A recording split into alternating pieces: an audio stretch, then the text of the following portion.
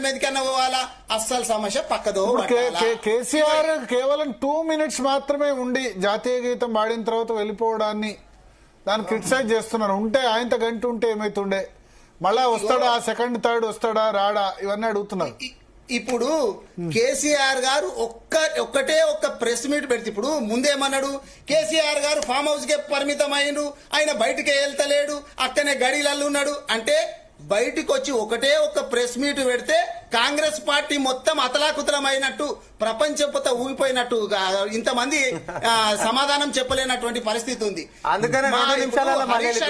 ఇప్పుడు ఆ ఘోష్ కమిషన్ చర్చ పెట్టిన రోజు కూడా, ఘోష్ కమిషన్ కు సంబంధించిన చర్చ పెట్టిన రోజు మా హరీష్ అన్న ఒక్కొక్క నాయకుడిని కాంగ్రెస్ వాళ్ళను చీల్చి చెండాడుతుంటే వీళ్ళు 10 మంది 10 దిక్కుల నుంచి లేస్తే కూడా ప్రతి ఒక్కరికి సమాధానం చెప్పినటువంటి ఘనత మా పార్టీది. అయితే సోదరుడు 299 టీఎంసీల నీళ్ల గురించి మాట్లాడుతున్నాడు.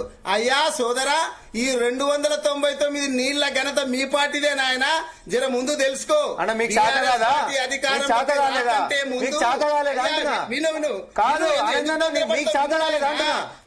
విను ముందు ఇదే కాంగ్రెస్ పార్టీ కదా, ఈ దరిద్రం బూరెల పుట్టలు పడ్డామంట, మిమ్మల్ని తేడా పడ్డారు. ఫస్ట్ నేను చెప్తుంటే నీవు అర్థం, మమ్మల్ని తెలుసుకొని మాట్లాడుతున్నావు. 299 టీఎంసీలకు సంతకాలు చేసి ఫస్ట్ ఒక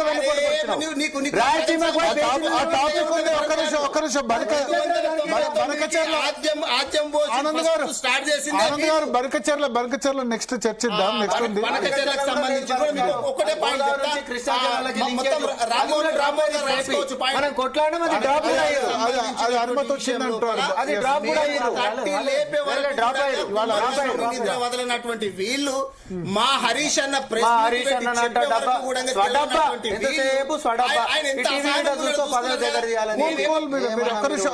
ఆనంద్ గారు చెప్పండి.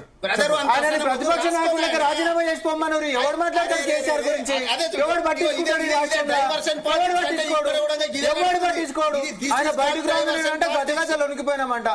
వణికిపోయి రాసుకో తమ్మి, ఎందుకంటే ఒకటి ఆనంద్ భాయ్, నాకు తెలియదు, నేను ఒకటి అంటున్నా, గజగజ మీకు అనుకుంటుందేమో, మాకు రాదు. ఆ గజగజ రామ్మోహన్ గారు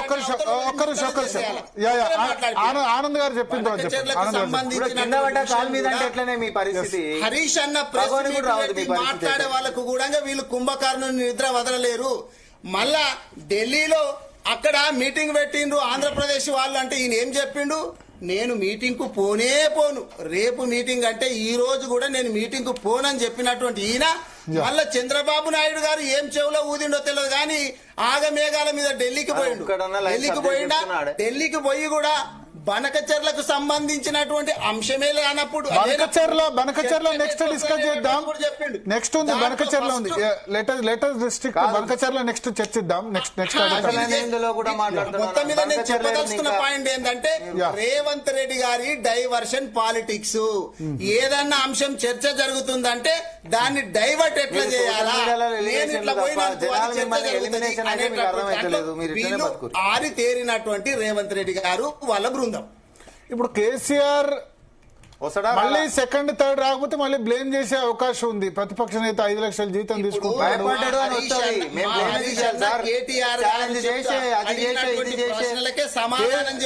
రేవంత్ రెడ్డి ఒక మాట అన్నాడు, అసెంబ్లీకి వస్తే మర్యాదగా చూసుకుంటామని చెప్పాడు. ఈయన మర్యాద ఎంత బాగా చూస్తాడో బయట బాగా తెలుసు కదా, ఎంత మర్యాదగా మాట్లాడతాడు. నిన్న టీవీలో చూసేందుకైతే మర్యాద చూపించాడు.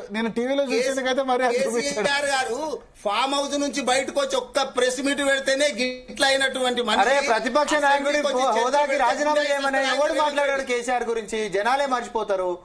ప్రతిపక్ష నాయకుడు పదవికి రాజీనామా చేయమన్నారు. అరే రాజ్యాంగం కల్పించిన పదవిలో కూర్చుండు కాబట్టి మాట్లాడుతున్నాం. రాజీనామా చేసి గజ్వేల్లో కూర్చోమను. ఎవడన్నా మాట్లాడుతాడేమో అడగప్పుడు రాజీనామా చేయమను. కేసీఆర్ గారు రాగానే అందరు మాట్లాడుతున్నారు అంటే ఆయన ప్రతిపక్ష నాయకుడు కాబట్టి మాట్లాడుతున్నారు. టీంలో కెప్టెన్ గురించి ఎవడన్నా మాట్లాడతాడు. రాజీనామా చేసి పోమని ఎవడు మాట్లాడతాడు చూద్దాం. ఎవరు మాట్లాడు మరిచిపోతారు. మీకు మీరు ఊహించుకుంటారు. మీరే అన్నారు మొన్న రిటైర్మెంట్ అని చెప్పారు, మరి వచ్చాడు ప్రెస్ కాన్ఫరెన్స్ పెట్టాడు. నేనే మరి ఉండాలి యాక్టివ్ గా. ఇప్పుడు మాకు ఆరోగ్యం పాలిటిక్స్ లో లేదు, వయసు మీద పడ్డది, మాకు తెలివితేటలు పెద్ద, ఇవన్నీ సాకులు వంకలు ఎందుకు భరత్ గారు?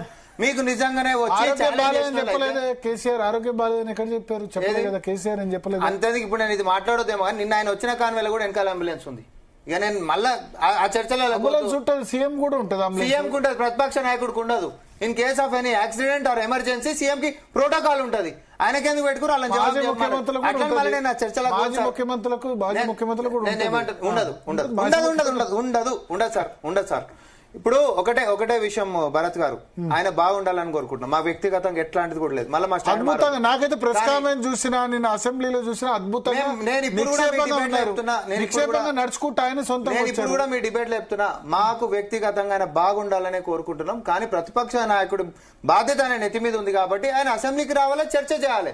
కానీ ఉత్తగానే మీడియా ముందుకు వచ్చి ఆరోపణ చేసేసి ప్రశ్నలు తీసుకోకుండా బటకాల్సి మీదేసి వెళ్ళిపోతానంటే ఖచ్చితంగా కూడా ఎండగడతారు, ఖచ్చితంగా ఎండగడతారు. దానికి సాకులు మా యొక్క స్థాయి కాదు, వయసు మీద పడిపోయింది, కేసీఆర్ గారు గీ వంకలు వద్దంటున్నాం. రండి, ఇప్పుడు ఎవరికి గజ్జులు వణికిరు అనేటటువంటి తెలంగాణ ప్రజలు మాట్లాడుకుంటా ఉన్నారు. వణికిన వాళ్ళ లేకపోతే భయపడకుండా రావాలంటున్న వాళ్ళ అనేటటువంటి కాంగ్రెస్ పార్టీ బీఆర్ఎస్ పార్టీ తేటతెల్లం అయిపోయాయి. వ్యక్తిగతంగా దూషణలు ఎందుకన్నా, నిన్నటితోటి సభా సాంప్రదాయము ఒక సంస్కారం అనేటటువంటిది ముఖ్యమంత్రి గారు అక్కడ ఇచ్చిండ్రు. ఇంకా బూతులు అనేటట్టు ఏం లేవన్నప్పుడు ఇక్కడికి ఫుల్ స్టాప్ పెడదాం. మీరు మమ్మల్ని అనేది లేదు, మేము మిమ్మల్ని అనేది లేదు. రండి, తెలంగాణలో ఒక పాజిటివ్ వాతావరణం నిర్మిద్దాం. నేనే చెప్తున్నా ఓపెనింగ్ స్టేట్మెంట్ లా, ముఖ్యమంత్రి గారిని దుర్భాషలు ఆడకపోతే ఆయన ఎందుకు మాట్లాడతాడు?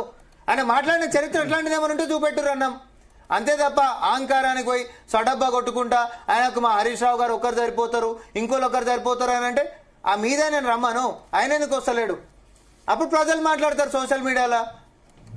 ఎంతసేపు సోషల్ మీడియాలో ఎలివేషన్లు తప్ప గ్రౌండ్ లో వీళ్ళు ఎలిమినేషన్ గుర్తించుకోలేని పరిస్థితి ఉంది. మీరు ఇట్లనే ఉండుండ్రి, మాకేంది?